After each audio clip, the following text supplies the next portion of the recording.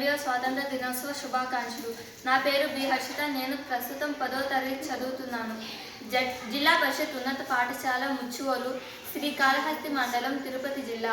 నా జీవితంలో ఒక మంచి లక్ష్యాన్ని ఏర్పరచుకొని కష్టపడి చదివి దాన్ని సాధించాలని నేను కోరుకుంటున్నాను. భవిష్యత్తులో నేను ఐపీఎస్ అధికారి వంటి మంచి వృత్తిలో స్థిరపడి సమాజానికి ఉపయోగపడాలని నా లక్ష్యం.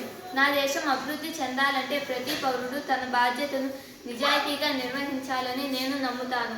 అందుకే నేను క్రమశిక్షణతో ఉండి బాగా చదివి పర్యావరణాన్ని కాపాడుతూ ఇతరులను గౌరవిస్తూ సమాజానికి నా వంతు సహాయం చేయాలని నిర్ణయించుకున్నాను.